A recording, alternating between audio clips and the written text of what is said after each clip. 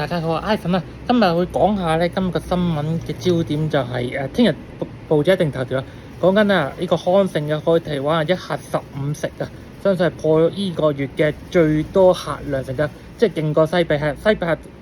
西比客都講緊一客12食，係一客15食。聽聞呢都係英軍呢個財團去買咗嘅，咁買呢個都係3A 座嘅一個向海嘅兩房靚積嘅單位啦。咁海堤灣講緊係康城嘅最後一期啊，13期最後一個壓軸嘅項目，又比較近翻地鐵站出入口啦。咁其實佢都要一出地鐵站上一條電梯，再上多條電梯，行多一個有蓋嘅平台，即係唔使擔遮嘅，就會去到佢嘅專屬會所，就接駁翻成個康城商場噶啦。咁海堤灣講緊係而家係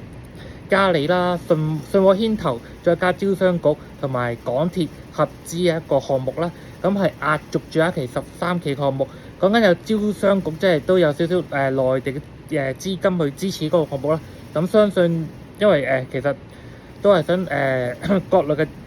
發展啊，即係呢個招商局其實都係想做翻香港市場，所以佢個價咧都會做個比較親民，即係氹下大家去買嘅。咁佢價錢非常之低。咁佢對冚而家同期一個好大嘅項目就係南昌站嗰邊西九嘅瑞進咩景咧？瑞景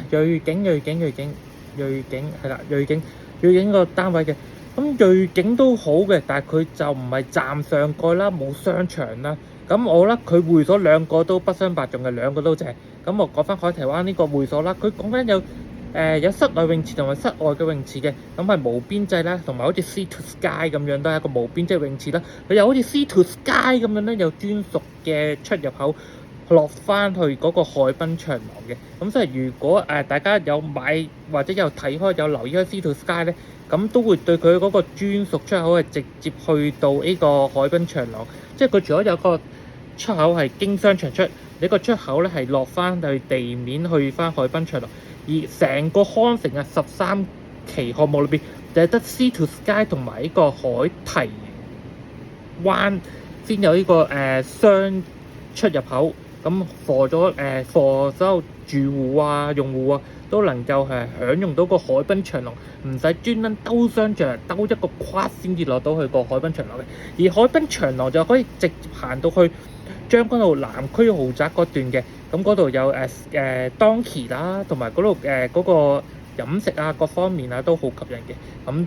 最緊要就係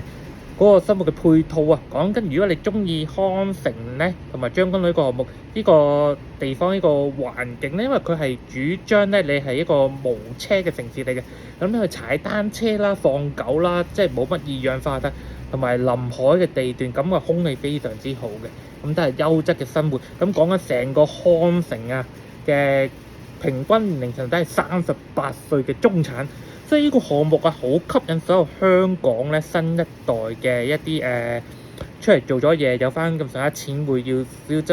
生活質素嘅，都會買康城咯。因為佢價錢平啊，相對地要揾一個站上蓋，而且係一個咁樣嘅規劃咧，得黃竹坑。而講緊黃竹坑平均尺價講緊3萬蚊，呢度講緊係平均尺價都係17,000蚊。你就可以起步啦，就可以買到臨海地段，站上個大商場，有戲院，有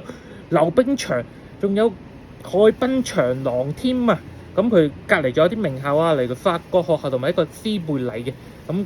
基本上喺呢個西貢區下網係講緊九龍呢個地方嘅第3位，即係僅次於何文田、九龍塘，都係一個非常之優越。同埋佢呢個區裏邊啊，都有近科技大學啦，都係一個大學嘅配套嘅區域嚟嘅，即係喺呢個讀書範圍，你靚嘅靚嘅小學啊、中學啊、大學都有嘅。咁希望你會中意揀呢個海堤灣啦。咁而家海堤灣咧招標啊、價單貨啊、即食啊都有嘅。咁如果詳情你想了解更多咧，就歡迎聯絡翻我啦。好，拜拜。